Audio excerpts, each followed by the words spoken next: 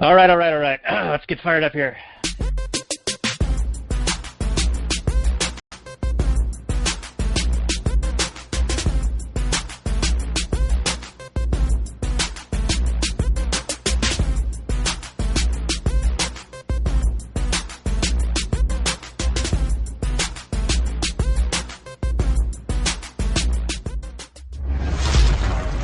Maximum freedom.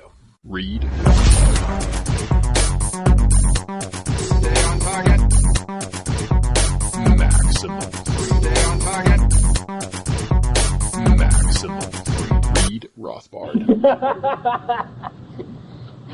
Hello and welcome to the next episode of the Actual Anarchy podcast, brought to you by the fine folks at readrothbard.com. We also run actualanarchy.com. We host this podcast where we talk about movies from a Rothbardian anarcho-capitalist perspective. And we've recently been featured in a plug by Tom Woods. So if you're new from the Tom Woods group, welcome. We hope you enjoy our show. And I have a co-host, Robert, and we also have a special guest who we're going to introduce in just a moment. But how are you doing, Robert? Man, I'm doing fantastic, loving life. Although I will say that you tried to kill me again, and I survived. But you are wearing me down. You are chipping away at my psyche, at my hopes, at my dreams, at my love for humanity. I don't know if this was your idea or if this was our guest's idea. But maybe you're just having a bad day and you want your faith in humanity restored. You want just something to remind you that life is worth living and that human beings, there's some value there. You need to stay the hell away from active killing, because this nightmare of a movie, if I tried to watch it over a period of about 2 days, and I'd get like about half an hour in, and I'm like, oof, okay, I made it a half an hour. And I've never looked so much at like the progress bar on the screen as it's just inching across the screen as the movie goes along.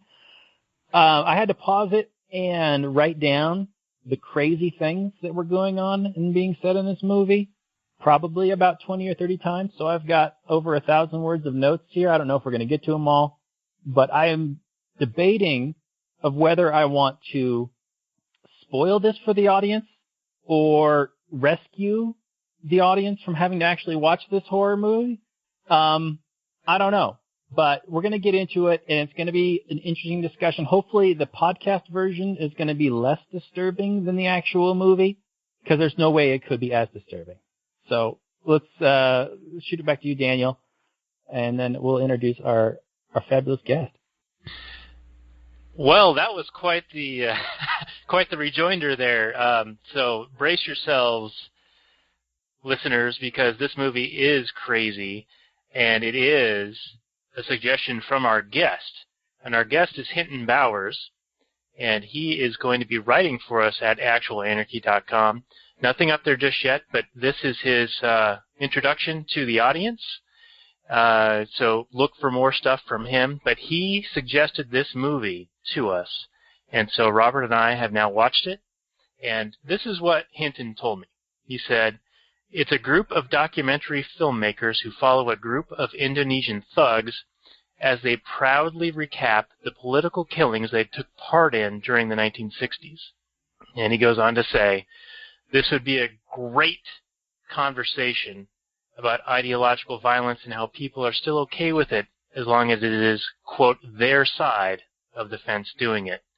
And, you know, I got to say, man, after watching this movie, I think you're absolutely right. How you doing, Hinton? I'm doing good. It is pretty horrifying, isn't it? This is a nightmare movie of real Freddy Kruegers and real Jason Voorheeses and real mafia murderer guys talking about what they did and being proud of it. And the psychopathy on display is the real nightmare in this movie. When I was describing this movie to my aunt, that whether or not she should watch it or not, because she has a problem with just violence on screen. There's like lots of blood and guts and I said, well, I don't know if you should watch this because there's, apparently they put a lot of money into the special effects to recreate the torture scenes of what they actually did. And having watched it, I'm saying that the little ketchup squirts that are on some people's faces are the least objectionable and disturbing parts of this movie. It's almost quaint. The on-screen, displayed violence. What horrified me to my core were the statements made by these guys, nonchalantly or matter-of-factly. And I want to get into that, absolutely. But who wants to give the breakdown about what the movie is? Daniel said it a little bit. Well, let's get a little bit. Let's get a little bit about Hinton. Tell us about yourself and how you came to joining us on the podcast real briefly, and then we'll get into the movie. Well, I think we initially connected. On the Tom Woods Elite group, and basically my background. I imagine a lot of people may have similar stories. I grew up in a very blue state. I remember, being 15, 16 years old, and my English teacher threw a book at me, not literally, but figuratively, and it was called Anthem. And I remember reading that book, and it really changed my life. I remember reading this and thinking, this is me. I mean, this feels like me. And I just started looking, sort of found this movement that way. Yeah, and I'm glad that we were able to connect in our pre-show call. I think we've built a camaraderie already, so I'm looking forward to this discussion. And we're going to talk about, I think we've already kind of spoiled it, but The Act of Killing, which is a movie that came out, about 5 years ago? And it's associated with Werner Herzog, and he's always doing these almost psychological, disturbing movies, and this definitely qualifies as one. I'll give a brief synopsis, mostly from the Wikipedia, and then we can get into, I know Robert has 1,000 characters of notes or 1,000 words of notes, and we can go through all of that. If we've got time. I don't know if we'll have enough time. We got Home Depot and maybe Bed Bath & Beyond after that. That's an old school reference, folks. Old school movie. Starring Vince Vaughn, my favorite Hollywood actor who is a libertarian. So, The Act of Killing. The film focuses on the perpetrators of the Indonesian killings of the mid-1960s. But from a present-day perspective. So this is all looking back about 40, 45 years. And the killings were perpetrated against what was considered to be the communist community living in Indonesia, where nearly 1 million people were killed. And there was a military coup in 1965 in Indonesia, and then these quote-unquote gangsters started forming these death squads, and they would go around killing people and just basically claiming that they're communist or they're Chinese, and therefore they need to be murdered. And it goes through how they're proud of it, and they've been approached by the filmmakers of this documentary to be able to recreate their story in whatever fashion they wish. So, it's a documentary about them making a film about the historical events that they participated in, and they go through all of these ways of trying to tell a story so that they're not the bad guys and that they were helping the people by murdering them. It's sort of like they're making a musical, and there's cross-dressing and dancing, and there's murder scenes and all of these kind of ridiculous things, but like Robert was saying, the real horror is just the nonchalant conversations they have in recalling these events. And, with that, I think we can just start diving in to some of this. Robert, you've got a bunch of notes, and I think they're probably in timeline order. So why don't you start us off here, and then we'll just chime in where appropriate. Okay. So yeah, like Dan said, the movie details, they're basically interviewing these kind of old grandpa type guys now who were probably, who knows, like 18 to early 20s when this was happening. And basically, like Dan said, the 65 to 66 time period, these guys were, they called themselves cinema thugs. They were basically these guys who would hang out in front of cinemas and they would scalp tickets to American movies. And the communists at the time didn't like the American movies, so they would ban the American movies. And the cinema thugs weren't able to make as much money, so they ended up taking jobs. Basically, I don't know who probably paid them exactly, probably the government. But they were paid to instead go around and round up these communists and kill them. And like you said, I took notes as it went along, and they just freely admit this stuff. Like, they'll just be interviewing these people, and they'll talk about how they kill these people, and they'll kind of like, you can see the cognitive dissonance going on in their mind about how they did such a great thing.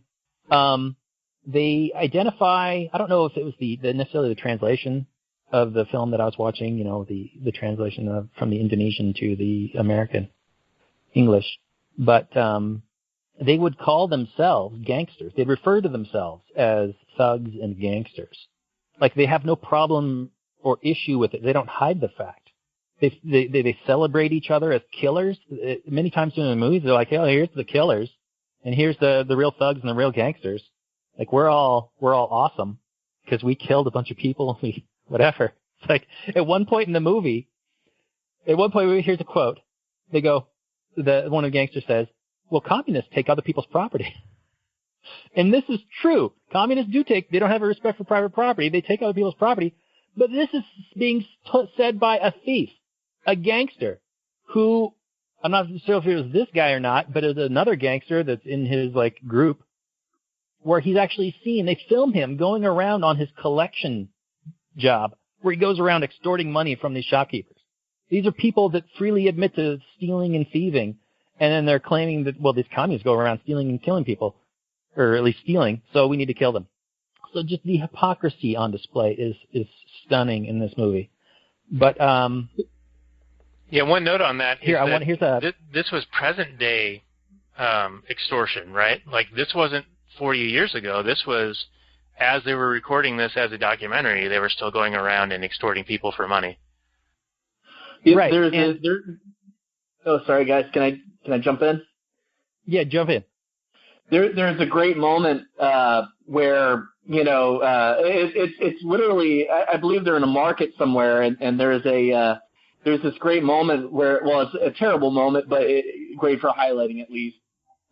There's this moment where, you know, they're shaking down merchants, and it's literally taxation as theft on display. You know, it's you know, very Orwellian. You know, there's a moment where the governor talks about gangsters, and they're going through it and talking about how they're quote unquote like free men, and that, I swear, it's so Orwellian because, you know, it's almost like with a wink and a nod, he's really saying our men, like the nationalist men. But it's like the sort of language they've adopted to justify their actions. Yeah, here's the actual quote of the governor speaking. It's the governor of Sumatra, and it's in the beginning of the movie. He says, "Communism will never be accepted here because we have so many gangsters. And that's a good thing. The word gangster comes from English. It means free men. Thugs want freedom to do things, even if they're wrong. But if we know how to work with them, all we have to do is direct them." This is the governor of Sumatra saying, yeah, we use thugs and who want to just go around and do whatever the hell they want. We just point them in the right direction, and then we get them to do what they want. And it's like openly admitting to this criminality, and they know they're being filmed talking about this, and they have no fear of reprisal. It's this amazing open criminality, and it's like, I don't know if this is a cultural thing, because I can't imagine any movie like this could ever be done about any kind of American politics kind of thing. Yeah, what was so shocking to me was that was present day.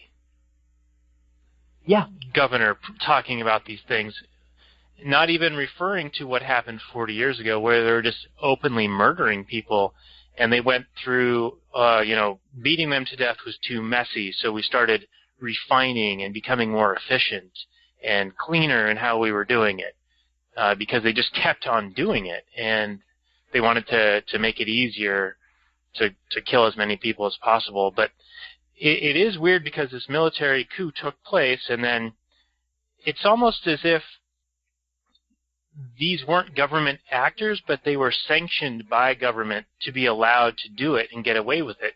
And it's almost as if they speak to it as, well, we were doing it, in the open, like we weren't hiding it at all, and people let it happen. So, no one stopped us, and we talk about it now. No one's prosecuting us. Later on in the film, they mentioned that it would be considered a war crime, and he's like, bring it on, If they want to bring me to The Hague, I'll go. I'll be famous, which is a ridiculous, crazy thing to say. But, that's part of what makes it so disturbing, and I had no idea that this thing was still, present in Indonesia. I have some friends who were born in Indonesia, and they fled, their family fled, and now they live in Canada. But I never knew the history, why they fled, why they're here, or why they're in Canada. And watching this movie kind of sheds a little bit of light on it, and I'm going to, maybe ask them about it, because this is just crazy, crazy shit. You can tell how horrified people still are, and years later, by how many anonymous people are credited in the credits, especially below the line, which is usually where, when you go to shoot, most of the people that you hire around the location are below the line. It's almost every other person in the ending credits. Explain what that is. That's some jargon that we may not be familiar with, or the audience may not be familiar with. So below the line would basically be whoever you would hire on site. So your above the line would be like the director, the editor, producers, director of photography. It would be like your creative keys, basically. And also like top people, so maybe your unit production manager, people like that. Your below the line would be people you hire on site, and it's usually to save money, because airfare and travel is expensive. It's expensive to put people up and whatnot. So your below the line would usually be gaffers and local crew, people you hire, who have a level of expertise that you can direct on the ground. And when you look at the credits of this movie, you can tell the amount of people who, they didn't even want their names mentioned. And they must have known, there can't be too many of these coming to town. So normally you'd be very excited to have your credits in a movie that's coming to town. And the amount of people that did not want their names out there, it says a lot. Yeah, I've got a note here that says Anonymous appears 49 times in 27 different crew positions in the credits. And it surmises that these crew members still fear revenge from the Death Squad killers. Definitely. Well, they were all a part of this Pancasila Youth, which is a really strong, still today, paramilitary organization, who, when the guy was running around extorting the shopkeepers, he explained that, well, we're going to have a rally, and we need a bunch of money for this rally, and don't even give me this little bit of money. You have to give me a lot of money. And then later on, you find out when they're at the rally, you find out that everybody's paid to be there, from the speakers to the performers to the people in the crowd. They're all there just collecting a paycheck. And how jaded and how nobody believes in any of the things they're talking about. They're just going through these motions and keeping this machinery of power in place. And it seemed to really expose the political process for what it is. Yes, you're all extorting money from everybody. Yes, this is all a machine of violence, and you're all terrible. But we're going to go into the motions, and we're going to show up just because you're paying us to, because nobody actually believes in any of this crap. I thought it was really telling. I thought it was a really good statement on the really good critique on the political process in this movie also.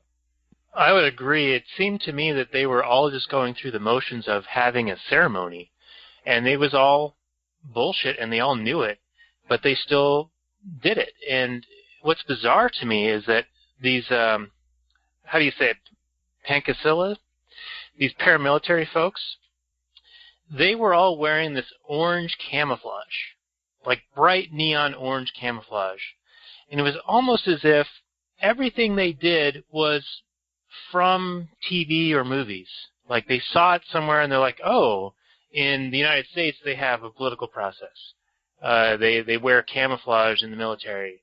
They have rallies. They do these things. And so they mimic those things, but with a lot of distortions and misunderstandings. But they're doing them because it's perhaps from a culture that they're looking up to or making it seem more respectable in their minds. Do you guys kind of see that at all? Yeah, well, yeah, like you said, the orange and black camo. Well, I mean, what's that going to hide you from?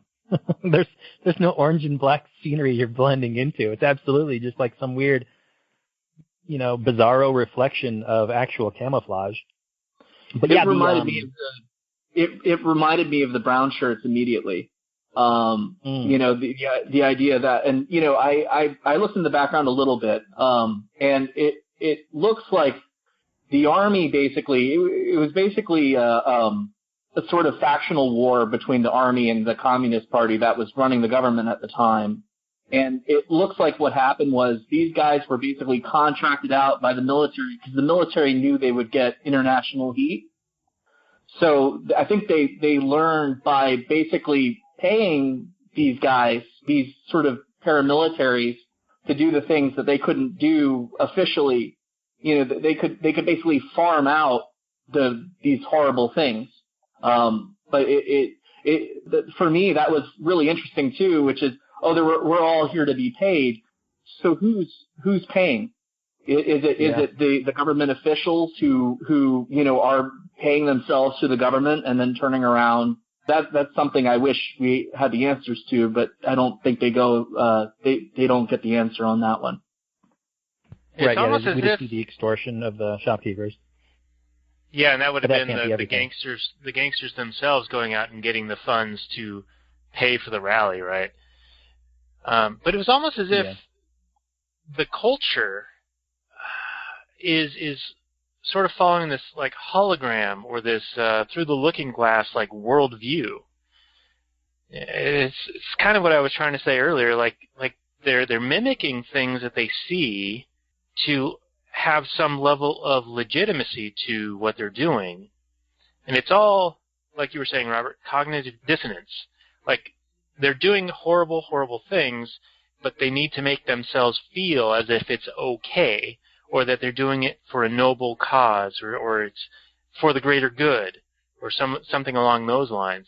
And it just seemed like, and this is going to open a big can of worms, because I feel like the filmmakers intended to have this be almost anti-capitalist. Like they were positioning the communists as the people being unjustly murdered, and they were, of course, being unjustly murdered, but my take from the film was that they were saying, these innocent communists were being murdered not by the government, but by these free men, by these gangsters in the absence of government. Like, this is what libertarians want. I almost got that kind of vibe from it, and perhaps that's because of my lens. I'm sensitive to whenever they consider somebody free men, or what would happen if people are allowed to do whatever they want with impunity. Like if there wasn't a legal structure in place to go after crimes or murders or things of that nature. But that's kind of the view that I got that the filmmakers were trying to portray. And I don't know if you guys have any similar thoughts on that, if we want to expand on it at all. Well, to me, it's pretty clear that these guys are nationalists. I mean, it's the idea of the culture and the uniform and all that. They're sort of the sort of nationalist reaction, and yeah, they adopted some aspects of capitalism, but there's a great scene, like a great example of what you guys were saying about the scene where the magistrate or the rich guy is playing golf, right? And it's meant to be this sort of anti-capitalist scene, but for me, he makes a big point about how things were better when the government ran everything, when everything was controlled, and it seems to me like the military they just represent a kind of nationalism, and it seems like they definitely had their own kind of controls. They just won the factional war, because at the time the head of the government was a communist, and it was his party that they purged. So it seems like they adopted like a shadow of it, and the filmmakers here might be portraying. I mean, it's beautiful filmmaking. It's just I'm not sure how accurate it is. Yeah, and from an audience, from my perspective, when I was watching the film, I didn't get the sense that I see what you're saying, Daniel, that this movie could be kind of taken as an anti-capitalist thing, because you have these essentially, well, what's the opposite of communism? Well, capitalism. So these are capitalists, and they're going around killing people because they're free. I didn't get the impression that these people were portrayed heroically in any way. I didn't see that. If you had to ask me who the villains were in this movie, I'd say it was the main characters. That these gangster guys were just showing you how they really were and what they really think of murder and what they did. And they seem to have no problem with it, no issue with it. It's not like, it's funny because they didn't really even get into any of the ideological arguments at all. It's like almost like they didn't care. They didn't care that they were killing communists. They were just getting a paycheck. They were some rabid dogs being sicked on whatever population that was under attack at the time, the Chinese communists. So they make a big show that, oh yeah, we hate communism. But do they even understand it? Do they understand why? These people do not strike me as intellectuals in any way, shape, or form. One of the fat gangster guy, he runs for office. And he starts talking about workers' rights, and he's promoting all these things that he's going to do. Sounded very communistic from what his little, rah-rah speech when he was driving around in a little car. And it just struck me that you people don't even know what it is you're fighting or why you're fighting it. You were just reactionary, and you were being paid, and you're just some thugs, violent thugs who didn't care if they hurt anybody as long as they were getting paid. These guys were absolutely the villains of this movie. I don't think you have to worry about this being any kind of anti-capitalist movie, from my perspective, Daniel. Well, I just think they were portrayed as capitalism without oversight. They were portrayed as being free men, what the libertarian society would devolve to without government keeping it in check. And so I agree that they were considered the bad guys, but I think that they were also painted as being the capitalists, and hence the capitalists are the bad guys. But they were paid by government to do this. They weren't just taking it of their own initiative. I mean, I guess that one guy was. He was saying how when they crushed the Chinese campaign, and he just went around as he met a Chinese person, he would stab them in the chest. And then he talked about how his girlfriend was Chinese, and he met his girlfriend's father, who was a Chinese guy, and he stabbed him and killed him. So that guy maybe at that point. But the rest of the time when they were having the interrogations in that office and they were being directed by that newspaper guy, I think that those times where they were just doing their job. They were just thugs for hire, being paid by the government.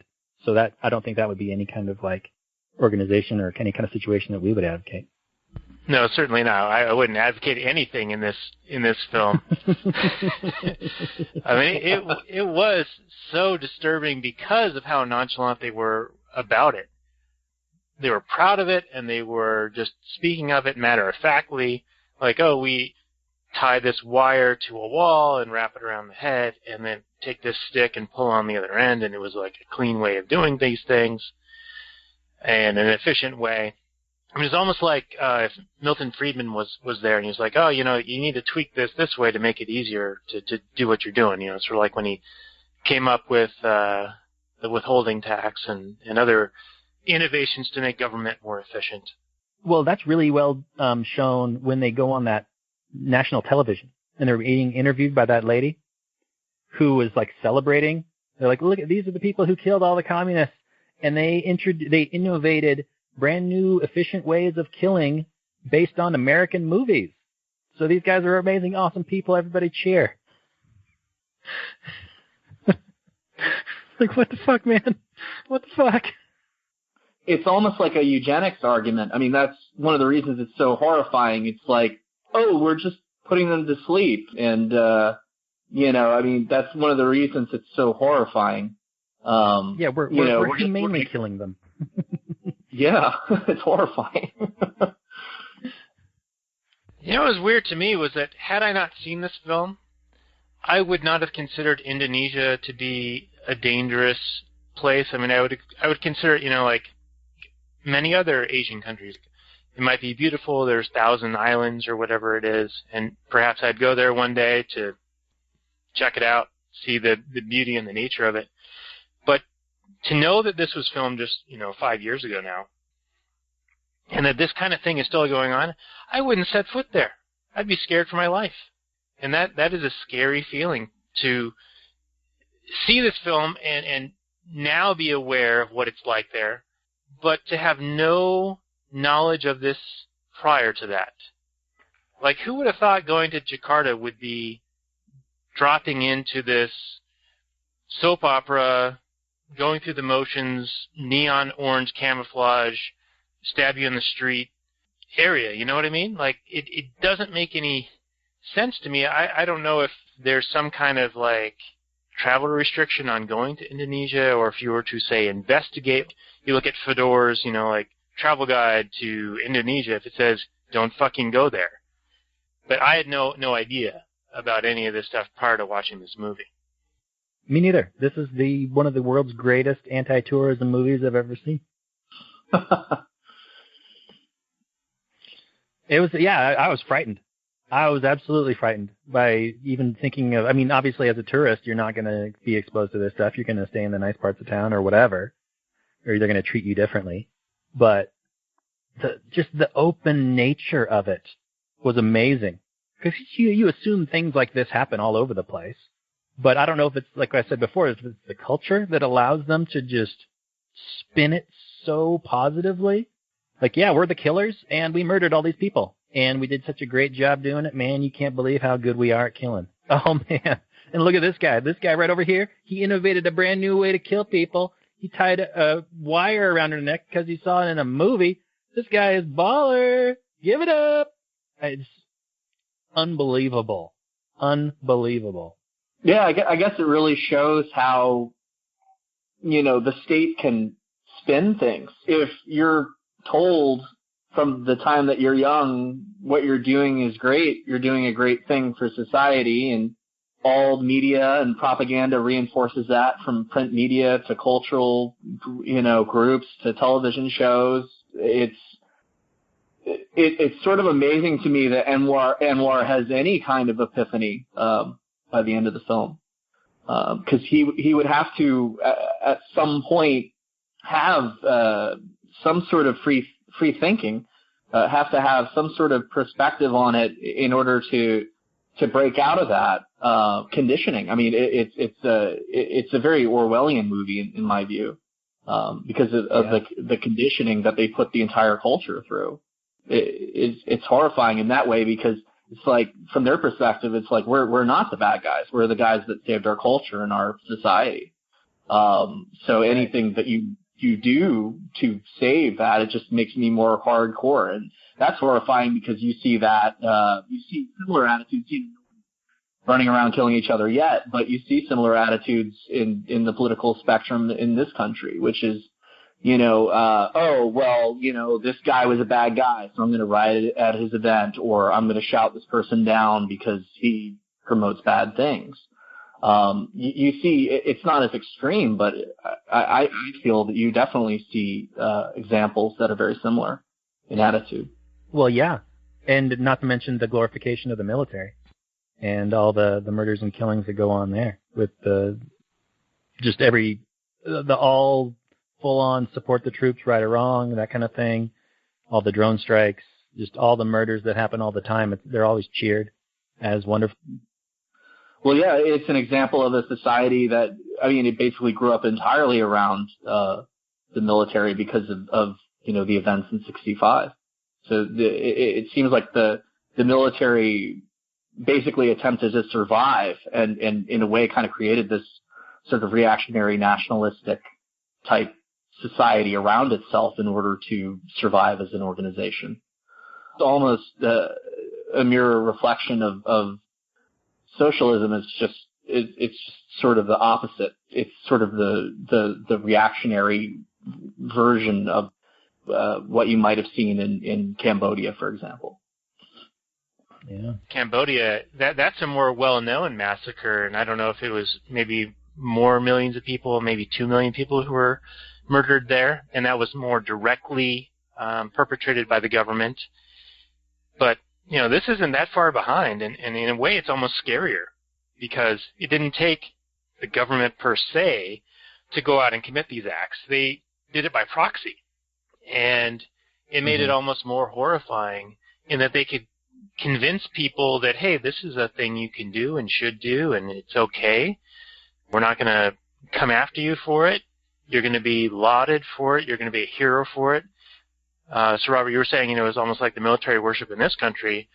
The ANCAP in me sees many parallels, and I'm very thankful that I am in this country and not in Indonesia, despite the parallels, because it seems like it would be much more dangerous there.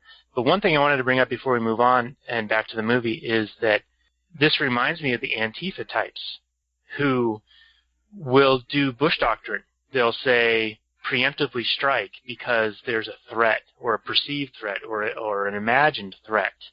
So, and the Antifas will go and punch people for free speech, claiming it's free speech, but by actually employing tactics that are fascist. So they're going to say they're anti-fascist by being fascist. Similarly, in this movie, communism, of course, is responsible for at least 100 million deaths. So they're right to reject communism, but in rejecting it, they are utilizing the tenets of it. Like they were going out and stealing openly. They are going out and taking people's very life, which, as we believe in self-ownership, that's the ultimate thing you can take from somebody. And they are employing the same tactics, so they are being as bad or worse than the communists themselves in fighting the communists. And I see that in the Antifa in present-day America. In Cambodia, they harnessed the peasants to come in and empty out the cities, right? So they went to the cities and they emptied everybody out and they worked everyone to death. In Indonesia, it's almost like, your neighbor versus neighbor. Like there's almost an additional personal element to it that's extremely horrifying. It's not just purge at the top echelon. It's also, hey, like, I heard your friend was a Democrat or Republican or whatever. Let's go get them. They're obviously a part of the problem too. So it's your neighbor down the street too. And I think that's what makes it, additionally just horrendous. Right, because these were people that were convinced, either after the fact or at the time, that they were fighting a war. A lot of part of this movie is these gangsters kind of ex post facto justifying their actions, and they said, well, we were at war, and the power of propaganda to convince them that you're fighting a war with a communist, and that your neighbor down the street, this guy you just met, is in somebody's black book as a communist, and therefore he needs to die. Even though, do they identify themselves as combatants? Do they identify themselves as soldiers? No, nobody does. It's, this brown shirt rounding up anybody who, your political enemies, and using any kind of justification to murder them. It's terrifying. And these gangsters who, let's be honest here, these are not like the most intelligent people in the world. This guy, especially the main character guy, this Anwar Congo, who is something like in his 70s now, or at the time of this filming was in his 70s.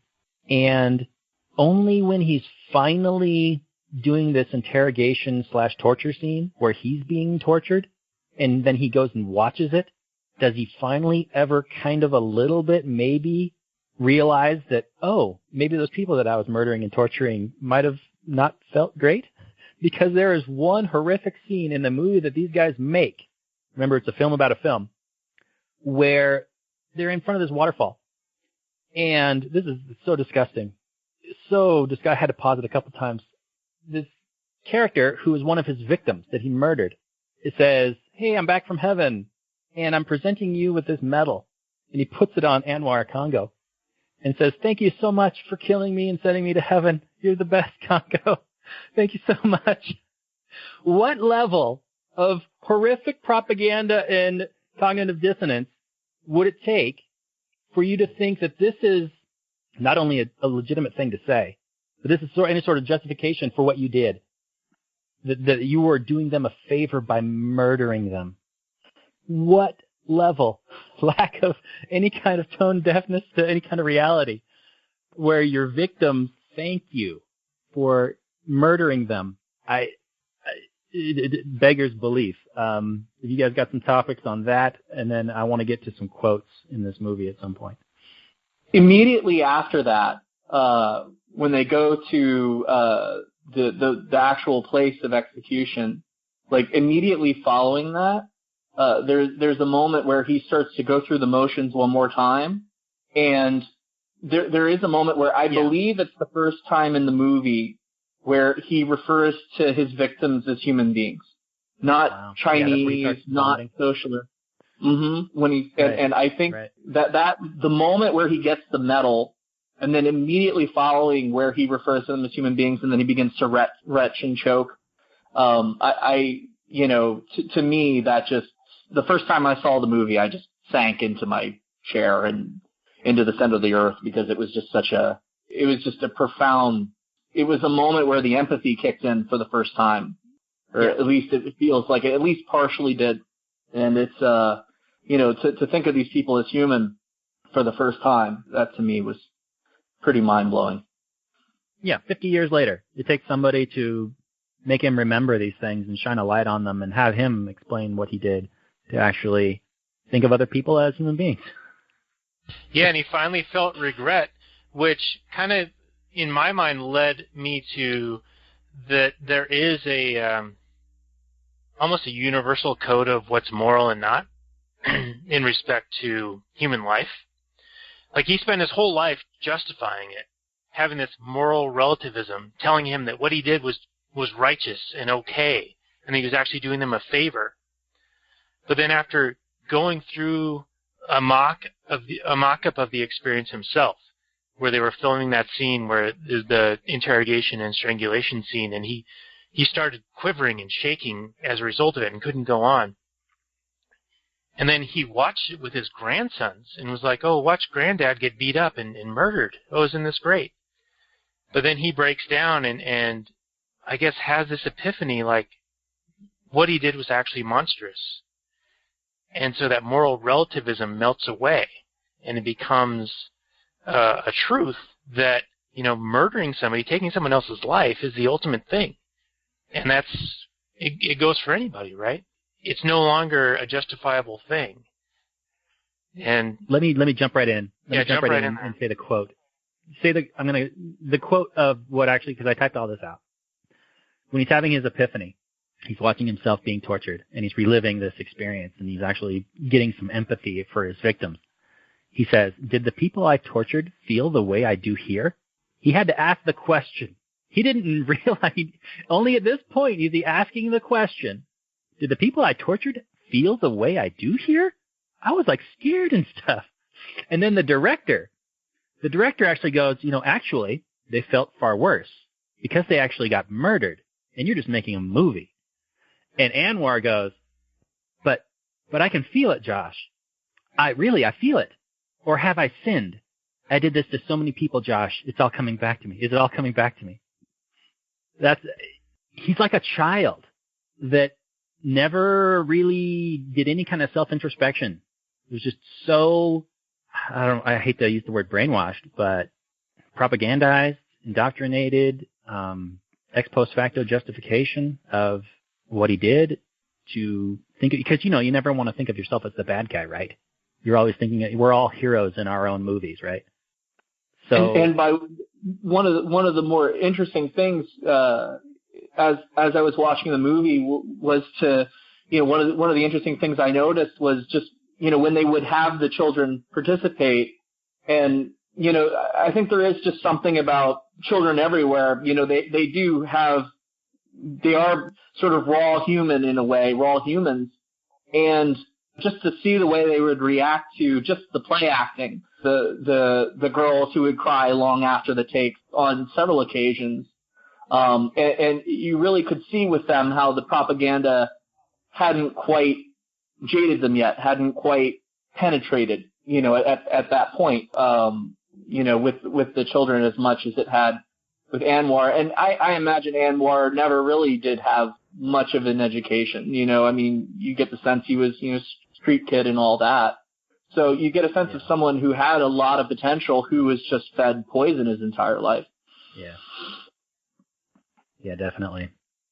Yeah, it was interesting when they were recreating a lot of the scenes that they would have children play acting, and even adults play acting, recreating the burning down of the village or the rape scenes and all of these things, and even the actors would have these visceral responses, and the children would continue to cry afterwards. I mean, in a way, I think it was the children living these experiences, because even though it's a being filmed, and it's not a real thing for the people making the film, for Anwar and the fat gangster and all of those folks, but for the children going through this experience, it is real, because they don't know that line is blurrier for them, I think. Yeah, they're using what they call the magic if. They're really putting themselves into the shoes of person that this is happening to. They're really imagining that the circumstances are true, and that's why they have a hard time sort of separating it. So, Robert, I know you've got a bunch of notes on this, and I don't want to not get through all of them, or the top ones you want to get out, because we're already getting to the point where we probably have enough content here to make a show, but I want to be able to really round this out before we close it down. Do you want to go through some of your notes, and we'll just make some comments, and then we'll start winding this one down? Okay. So, yeah, I there were just so many amazing quotes in this movie that I had to type them out as I was watching it, and I just kept pausing the movie anyway because I was so horrified. One scene is where the gangster guys are taking them in to see this newspaper dude who is like this wealthy newspaper owner and he's got all these pictures of him meeting all these famous people on the wall, and they're all like political or military leaders or whatever. And the filmmakers interview him, and he was basically the decider on whether somebody would be murdered or not. And the thugs were basically his like henchmen. So they would bring in a communist or a suspected communist or whoever. Didn't really matter. They were just getting paid by the head, right? It's not like there's any kind of, authentication process. They're just like, get rid of all the communists. Okay, look at this. All these communists are dead. We are getting paid by the head, right? And there's no like quality control. You're not like actually there's no trial or anything. You're not even if that would be legitimate, but there's not even you're just like saying, it's like in Game of Thrones when Cersei was looking, hey, bring me the head of my brother. And well, he's a dwarf, so then all these heads of dwarves start pouring in. It's like, well, just go find me all the communists. Oh, look, we found all these communists. Spoiler if you haven't seen Game of Thrones. Spoiler. Everybody has. That's 10 years ago.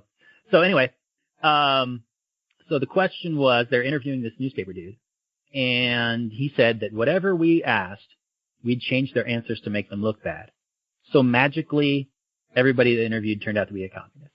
And he says, as a newspaper man, my job was to make the public hate them.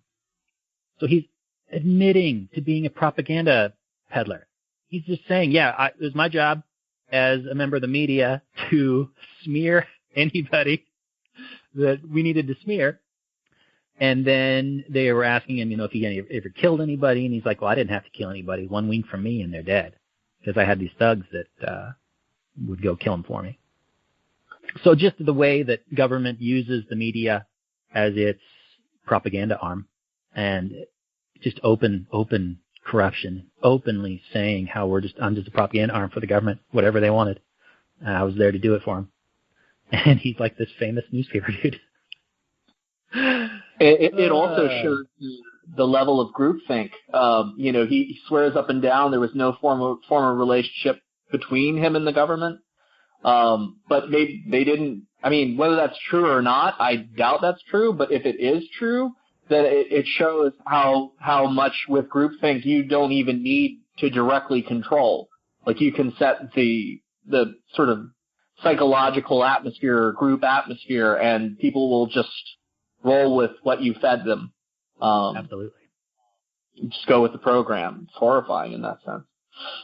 Yeah. You'll get people who will just go along and spread the propaganda without actually ever being told to do it.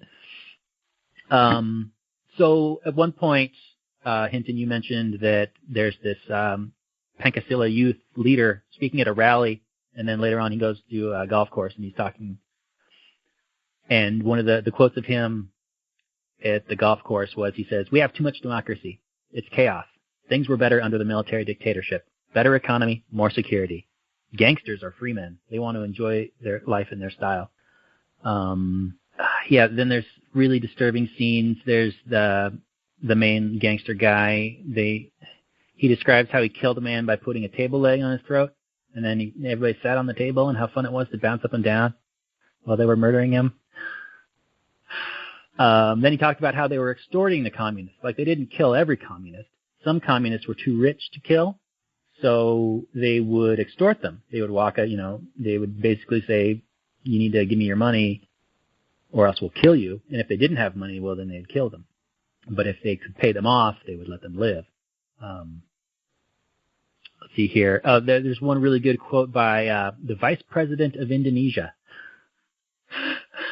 This is just so telling and hilarious. The Vice President of Indonesia is giving a speech to the Pancasila youth. This big organization, and all these guys dressed up in orange and black camo. Here's the quote by the Vice President. "If everyone worked for the government, we'd be a nation of bureaucrats. We'd get nothing done. We need gangsters to get things done. Free private men who get things done. We need gangsters who are willing to take risks in business. Beating people up is sometimes needed." A little bit different from the message we get over here, but just less coded, less sophisticated, I guess. There was a government, we didn't mention this, but there's a government made anti-communist propaganda film made back in the 60s when this was all going down. And they forced everybody to watch it. They made all children in schools go to the cinemas to watch it. And the fact is that they know it's a propaganda film. The gangsters all knew it was a propaganda film. But the main gangster guy, I keep forgetting his name, but it's Anwar Congo, he said that film, that they knew was a propaganda film, it made him feel not guilty about what he had done, which is just bizarre. It's like you'll latch on to the most flimsy evidence to make yourself think that you're a good guy. Let's see here. What else? Oh, then we haven't even mentioned this guy. So this other killer is flown in, and I immediately get the sense from this guy that he's more of a human being. I mean, he's still a cold-blooded killer guy, but he doesn't immediately celebrate the past. He more recognizes it for what it is. He admits that they were the cruel people. He says that, if my father was killed, he would be upset, like a normal human being would. He calls Anwar's sort of guilt symptoms as nerve imbalance. Yeah, that's right. At one point. Yeah, he says you're weak-minded or something like that. Yeah. Yeah, it reminds me of it's almost like Nazi terminology. Like he called it like a physical symptom. Go see a psychiatrist. He'll give you some drugs and we'll fix you up. He basically writes it all off as just a physiological thing. Like, don't worry about it. It's your conscience, your attack of conscience, your nightmares. Right, and it's funny. In their culture, they believe in like spirits and ghosts and that sort of thing. And so, at one point, the main like Anwar thinks he's being haunted by these spirits of the people he's killed. But the other guy is like, well, what can a spirit do to you? You're right. It's just your weak nerves. You need to go to a psychiatrist, and he'll get you all hooked up. You'll be fine. It's not like you have to feel guilty about this. So I think this quote is attributed to this killer guy. He says, killing is the worst crime, so the key is to find a way to not feel guilty. It's all about finding the right excuse. For example, if someone asks me to kill, if the compensation is right, then of course I'll do it. And from one perspective, it's not wrong. That's the perspective we must make ourselves believe. After all, morality is relative. So it's a lot of ex post facto justification. Well, from a certain perspective, everything's fine. Everything's cool. It's all good. You guys remember this one scene where they're making this movie and a guy is telling this horror story of a stepfather being murdered, and he's talking to these gangster guys, probably to some of the people or people like them that had actually done it. And the guy is laughing like it's this funny story. He's saying how his stepfather was murdered in the middle of the night or whatever, taken away and murdered, and how he never went to school because his family was dumped in a shanty town, and he had to teach himself how to read and write. And the whole time he's telling the story to these gangsters, he's like laughing about it. And the gangsters are like, oh, yeah, it's a good story, but we're not going to have time to fit it into our movie. Yeah, they were more concerned with the logistics of executing than hearing this guy's heart-wrenching story. For me, that's the first crack in Anwar, though, is in that scene when when the guy who's standing in begins to cry and he says, have mercy on me, and it just cuts to Anwar and he goes, huh. But for me, that's the first crack of what eventually, opens up into the gagging and his epiphany is the idea that, oh, wait, maybe they were really distressed. Yeah. It was just a very curious initial reaction. That scene in particular for me stood out because the guy was retelling the story, but then he kept sort of qualifying it and saying, no, I'm not trying to say anything bad about you guys. I'm just trying to tell you about this story. But he said that several times so that, I'm not criticizing you guys, but this is what happened. And, then they buried him in the ditch. He was under this barrel. His leg was sticking out like this, all these terrible, horrible things. But he was almost trying to tell them that they did something wrong, but then try to make them perceive that he wasn't criticizing them, being critical.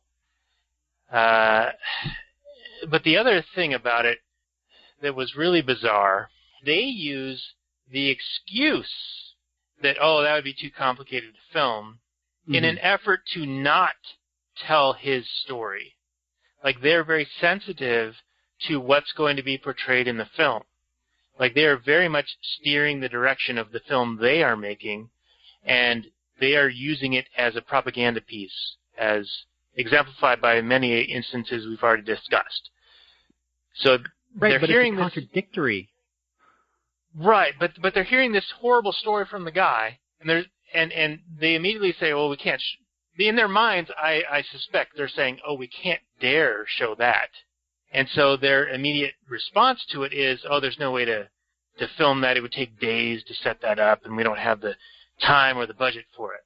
But it's because they don't want that story told in their film. Now, of course, for us, because it's a film about a film, we see it. And it's very telling to me. It shouldn't look like we want to drink blood. Yeah. The scene where where they're talking about, right before they shoot, where they're going into the village. We shouldn't look like we want to do this. We have to be very somber and kill them in a humane way. Was the it's unreal. Yeah. There's also there's another scene where the fat gangster guy is running for office, and he's giving this interview to the filmmakers, and he's talking about how he can, once he's elected, he can just go up to anybody and say, your building's out of code. You need to give me a bunch of money. And he's doing like the calculations in his head. about how much money he's going to be able to extort from all of these victims. And he's giving this interview to, he knows he's being recorded. I mean, this whole movie is filled with just people admitting to these horrific things. But it's like they almost have no self-realization. It's like, do they know how they're going to be portrayed? Do they think they're going to be like they're the conquering hero? Like, this is a great guy. He's talking about how he's going to like extort every single person in his area for all this money and how great it's going to be for him. My favorite moment in the Herman running for office, sequence is at the very end after he's done campaigning, and it just says, Herman was not elected. Yeah, and he's giving like the speech to his daughter, and he's like laying on the bed. He's like, yeah.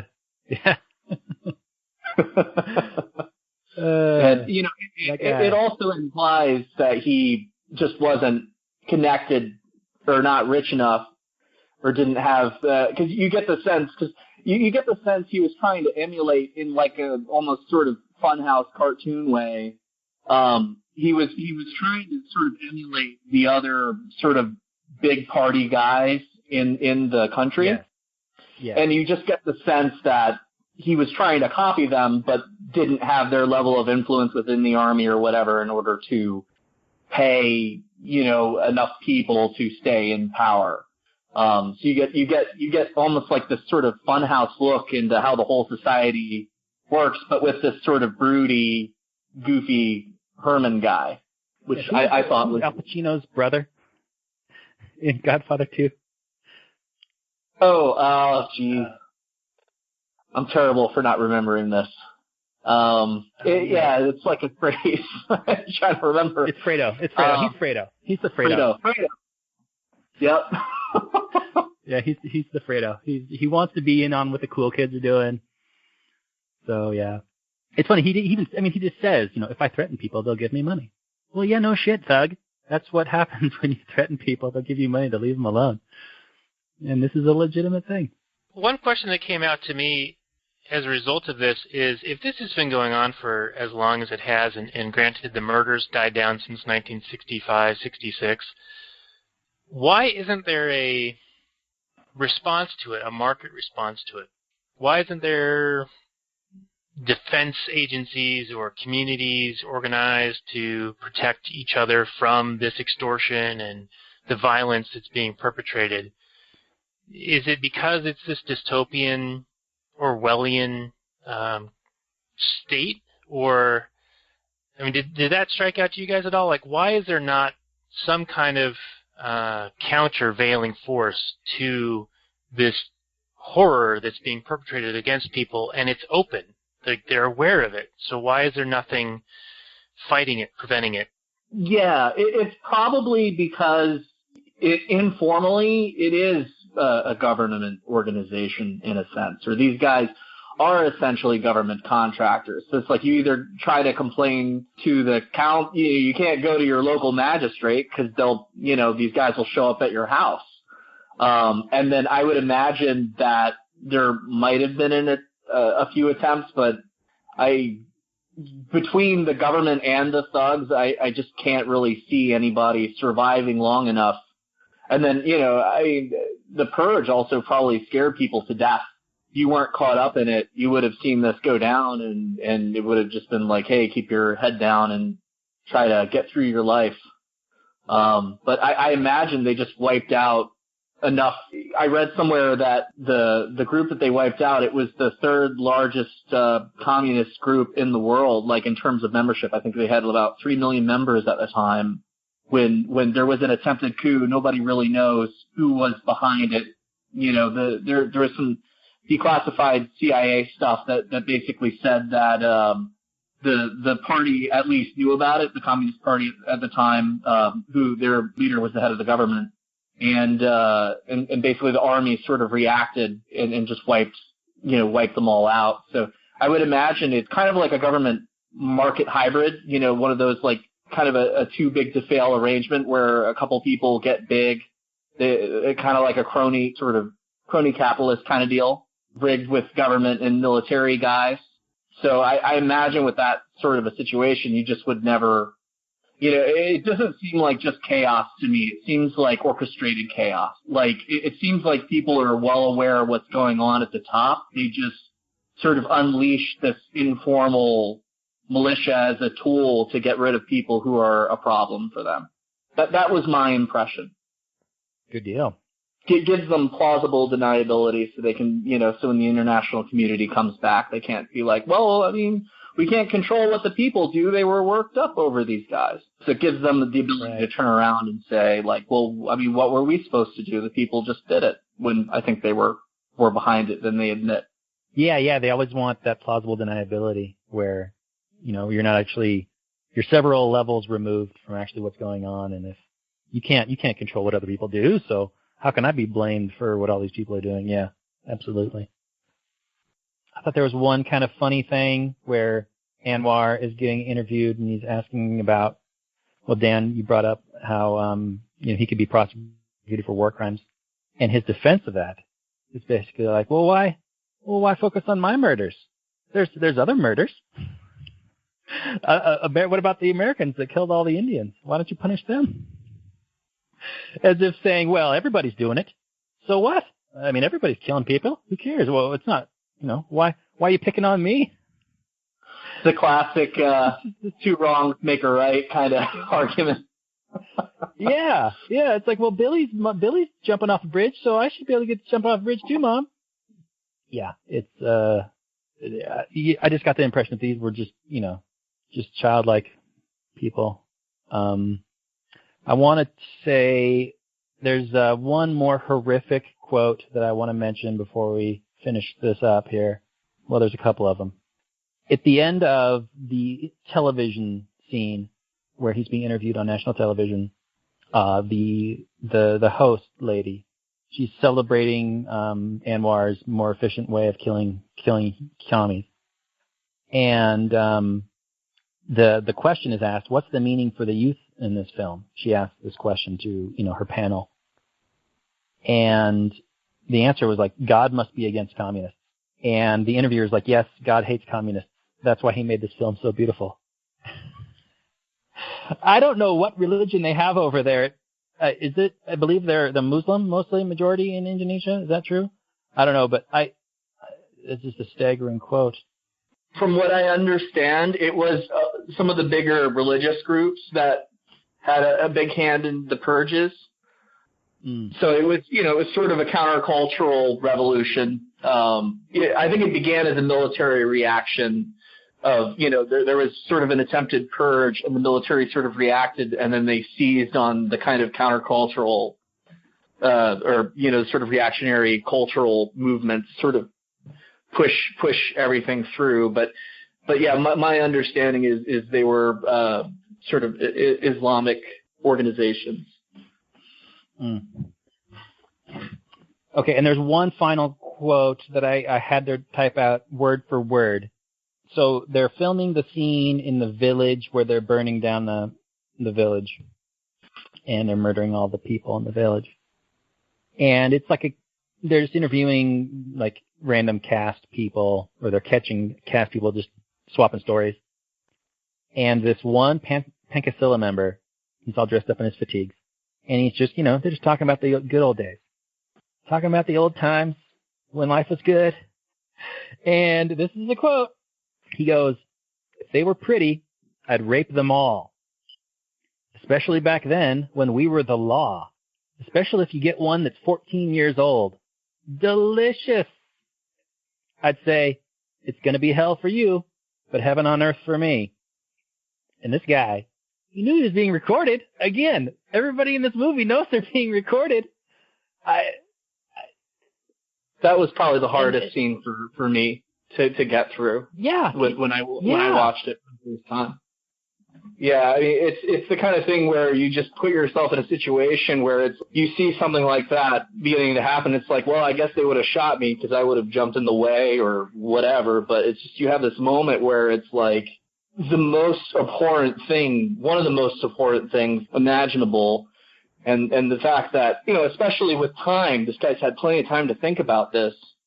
And the fact that he's still bragging about it, it's just the most like thick, numbskull, horrific type moment. I mean, that was probably the hardest. Like at first I couldn't even believe what I was hearing, and then I realized I'm like, no, he's serious. He actually did that. Yeah. So. He's bragging about how he would rape 14-year-olds and bragging about how life was good for him back when he was the law and anything he did was legal. So watch out if you're a 14-year-old girl, because I'm going to rape you if you're good looking. So much for law, right? Yeah, it shows you the arbitrary nature of that. Yeah, well, what's the law back then, apparently? If you're a 14-year-old girl, you're going to get raped? That's the law? It's legal for raping? Yeah, I'm sure there was never any legislation passed to the contrary of that. Right. Nobody wrote it down, but that's what happened. And he was obviously not ever reprimanded or prosecuted or charges ever brought against him. And in the end, it just bragging about it. All goes. Yeah, in the end, it all goes back to like sanctioned violence. Because they were quote unquote bad people. You know, we could do whatever we wanted because clearly they're rotten. So it all goes down to like this sort of politically sanctioned violence, and how like it really does show like anything was fair game for these guys. Yeah, you dehumanize the enemy, and everything you do to them is justified. You know, the beauty of this whole episode, as horrific as it is, I don't know if it's as bad as the film, but it's pretty rough stuff to talk about. But we don't even have to apply any Rothbardian anarcho-capitalist insight into conveying how horrific this is. This is just on its face horror. And I guess that's one interesting thing I wanted to mention as we start to wind this down. Why don't we do the 30-second elevator pitch final thoughts on the film itself from each of you guys, and then I'll chime in, and then we'll shut this one down. I think our guest should go first. Go ahead, Hinton. For me, this film is about political aggression and violence, the dehumanization of political enemies, and it makes a strong case against the use of state force. Definitely. For me, just piggybacking on that, it encapsulates so many things, the horror that government does to people. If there wasn't a government force that was out demonizing, or if there wasn't some political apparatus for the communists to take over or there to be squabbling back and forth about, none of these things obviously would have ever happened. I mean, people wouldn't have had any cause to murder their neighbors. It would have been providing value for each other. We would have these thugs, but they wouldn't necessarily be getting paid to murder all these people. I hesitate in recommending this movie for anybody to watch. If you could watch through in one sitting, it's amazing. But I definitely recommend it as an encapsulation of the horrors of government and the way that it uses and corrupts everything from the media to the people. And I mean, the way that they paid people to show up to their rallies as if these were people that needed to be listened to or popular or whatever.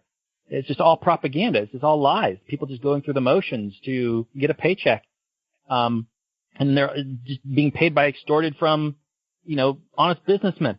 I could go on. It's such a nightmare. It's also a psychological study on the psychopathy of these men and realizing their humanity, a little bit at the end, in the way that people can justify their horrific crimes. I know I didn't encapsulate that in a 30-second speech, but watch this movie if you're brave enough to.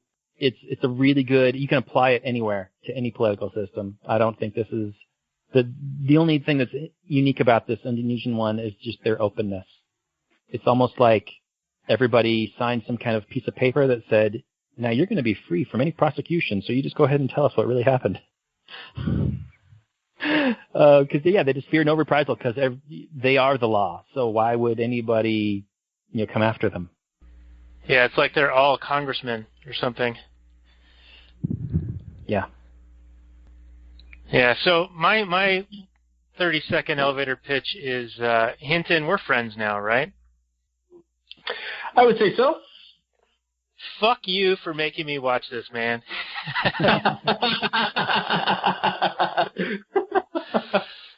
But, I digress. I mean, it is a horrible, horrible movie to watch. Granted, it's well done, and in a way, I appreciate that I've watched it because I was not aware of the untold horrors that happened in Indonesia, and I had no idea that it's a place I would never want to go as long as the current regime exists.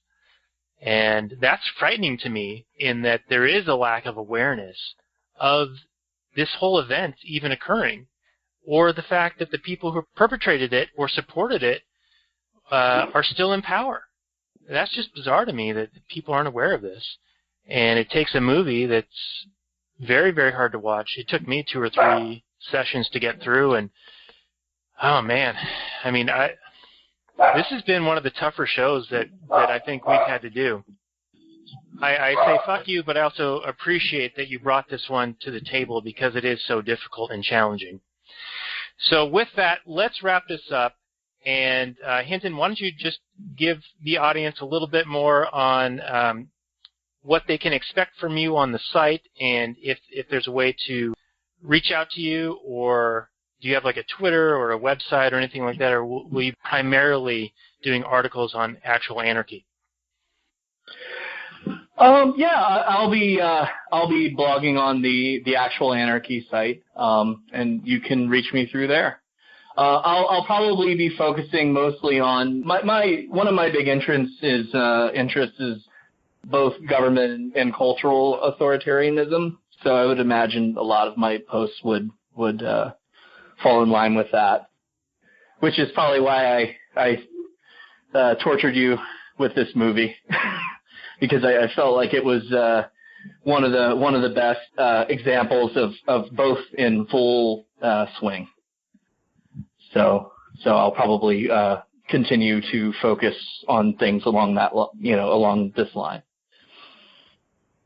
And it's certainly that. It's an important film, and yeah, I think people need to see it.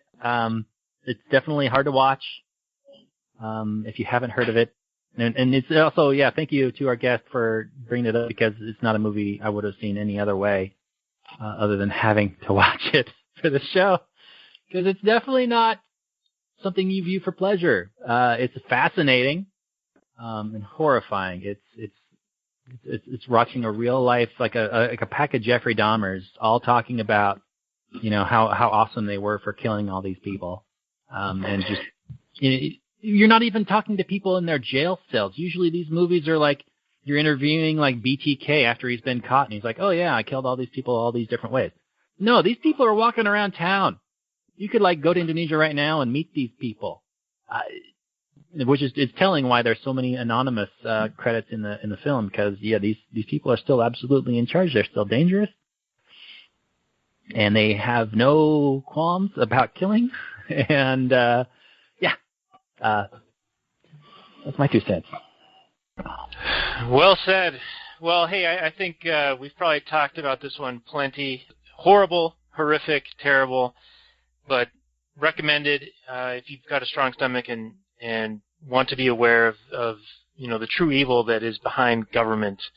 It's sort of, if you take it to the extreme, if you take it reductio style all the way to the extreme, and that's where you end up. So this has been the Actual Anarchy podcast, brought to you by the folks at readrothbard.com. We also run actualanarchy.com. Click on any of the Amazon links that we've got to support the work that we do. We're on iTunes, Google Play Music, Stitcher, Overcast, all of those other places. If you are new to us from the Tom Woods shout-out, thank you for joining us, and we hope to bring more insightful and interesting movies and commentary from a Rothbardian anarcho-capitalist perspective. I think we're going to mix it up a little bit, because this is a pretty dark episode. Maybe we'll go a little lighter fare next time. But I think that doing movies like this is important, and so Hinton, I do appreciate you bringing this to us. So with that, I'm going to say goodnight, and gentlemen, feel free to say your last words. Well, thank you for having me on, and for going with this selection. I apologize for the level of darkness, but I do think sometimes you have to stare evil in the face and talk about it. So that's what we did today, and appreciate you having me on. Thank you.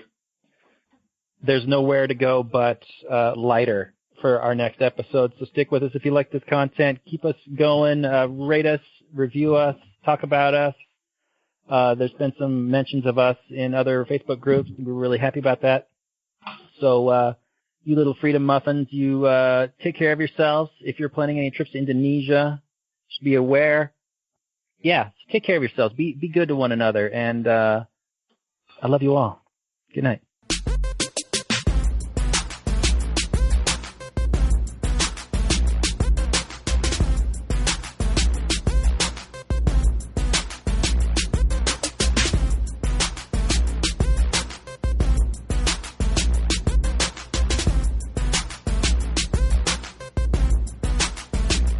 The Chipmunks. CHIPMUNK. We're the Chipmunks. Guaranteed to brighten your day. Do do do do do do do do do do do.